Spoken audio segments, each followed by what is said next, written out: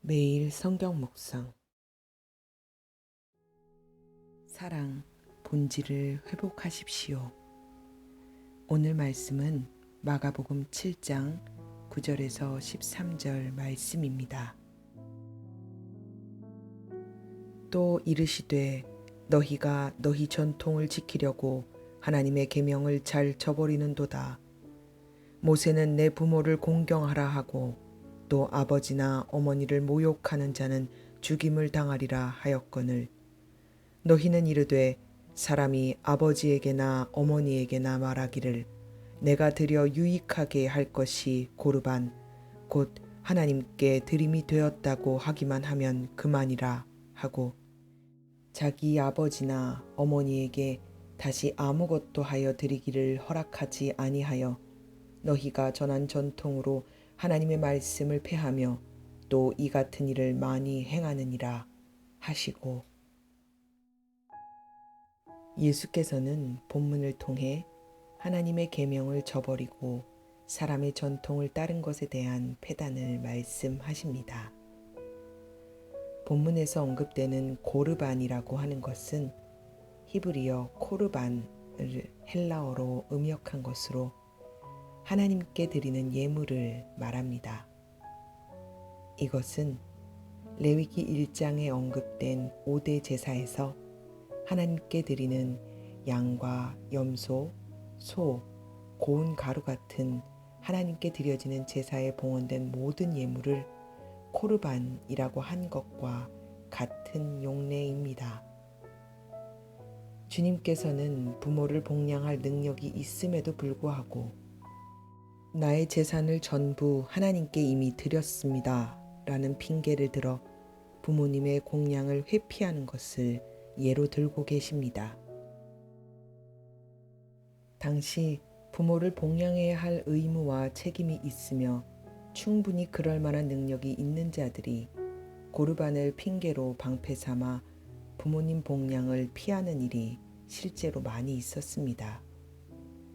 원래 하나님께 서원한 것은 절대적으로 불가피한 경우를 제외하면 무르거나 취소할 수 없었고, 이것은 10계명 중에 제5계명 내 부모를 공경하라의 말씀을 어기는 일이었습니다. 1세기 유대 문화를 기록한 유대 역사가 요세푸스에 따르면 사람이 서원에 대해서 자유로워지려면 여자는 30세겔, 남자는 50세겔을 지불하면 취소가 가능하다라고 이야기하고 있습니다. 그렇지만 이 조항은 정말 불가피한 경우 어쩔 수 없이 서원한 것을 지킬 수 없게 됐을 때 신중하게 사용되어져야 했습니다. 그러나 바리새인들과 몇몇 유대인들은 자신의 욕심과 이익에 눈이 어두워 부모님이 살아계실 때는 복양을 회피하고 부모님 사후에 서원을 취소하는 방식으로 자신의 재산을 지키는 일에 이 제도를 악용했습니다. 이 화폐들을 지금의 화폐 가치로 환산해 보면 1,400만 원 정도가 되는 큰 비용인데요. 그만큼의 비용을 지불해서라도 부모님 복양을 피하는 것이 자신의 재산을 지키는 것이라고 판단이 되면 이들은 이런 일을 서슴없이 행했던 겁니다. 문제는 이러한 제도의 악용이 내 부모를 공경하라 라는 모두가 지켜야 하는 하나님의 계명은 저버리는 결과를 낳았다는 데 있습니다. 비본질적인 것에 대한 집착이 본질적인 것을 잃어버리게 만든 것이지요. 바리새파 사람들은 자신들 모두가 제사장 나라가 되는 이상을 가지고 있었습니다. 그러나 이들은 비본질적인 제사장의 율법과 장로들의 전통을 강요하면서 정작 모든 유대인들이 지켜야 하는 본질적인 하나님의 율법은 저버리고 있었습니다. 사람에게서 나온 인간의 전통이 하나님에게서 나온 성경의 명백한 명령을 저버리게 만들었으며 다른 사람을 정죄하고 판단하며 사리사욕을 채우는 것에 악용된 것입니다. 주님은 이들에게 말씀하십니다. 너희는 너희가 물려받은 전통을 가지고 하나님의 말씀을 헛되게 하며 또 이와 같은 일을 많이 한다. 비본질적인 것에 집착하다 보면 본질적인 것을 놓치고 맙니다. 바리새인들도 처음부터 그랬던 것은 아니었을 것입니다. 하나님을 사랑해서 하나님의 계명을 더 잘 지키고자 했던 그들의 마음은 오랜 세월을 지나면서 고인물처럼 하나님에 대한 사랑은 잃어버린 채 껍데기만 남게 했습니다. 그리고 그들의 엄격한 잣대와 기준은 하나님이 주신 계명의 본질적인 것보다는 율법 준수에만 매달리게 만들었습니다. 그들의 이러한 태도는 결국 하나님의 말씀을 자신의 입맛대로 사람을 난도질하도록 악용하는 데 이르렀습니다.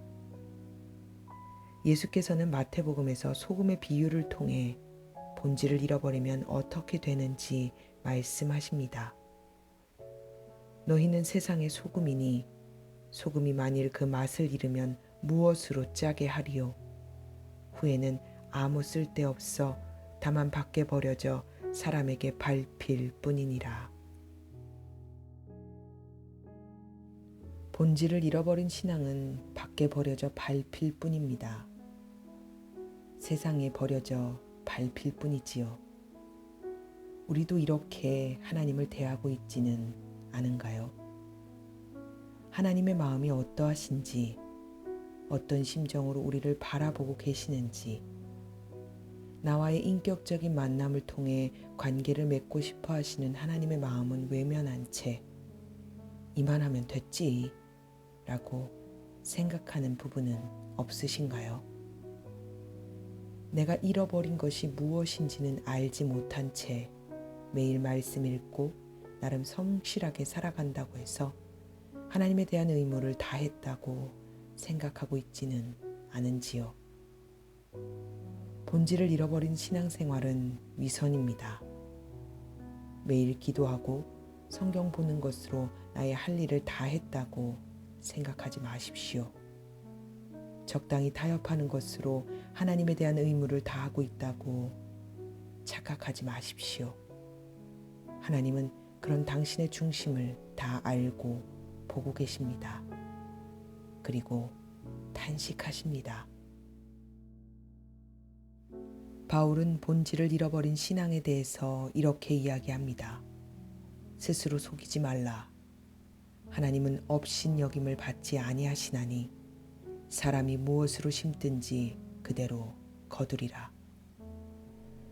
지금 당신이 마음에 품은 그것들, 하나님보다 더 마음에 품고 사는 그 모든 것들로 당신의 미래의 열매를 거두게 될 것입니다. 주님은 성경을 통해 분명히 말씀하십니다.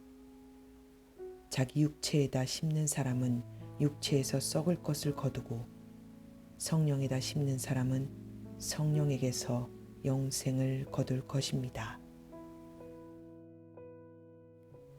오랜 고난에 지치셨습니까? 변화되지 않는 환경과 삶의 공고로 낙심이 되시나요? 주님께서는 그런 당신을 알고 계십니다.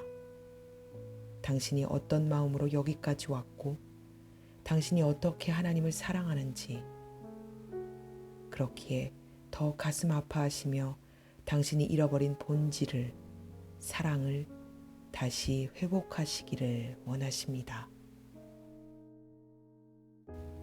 잊어버리고 외면한 하나님에 대한 진심을 다시 기억하십시오. 당신을 향하신 하나님의 음성에 귀 기울이십시오. 주님께서 다시 회복시키실 것입니다. 나는 내가 한 일과 내 수고와 인내를 알고 있다. 또 나는 내가 악한 자들을 참고 내버려 둘 수 없었던 것과 사도가 아니면서 사도라고 자칭하는 자들을 시험하여 그들이 거짓말쟁이임을 밝혀낸 것도 알고 있다. 너는 참고 내 이름을 위하여 고난을 견디어냈으며 낙심한 적이 없다. 그러나 너에게 나무랄 것이 있다.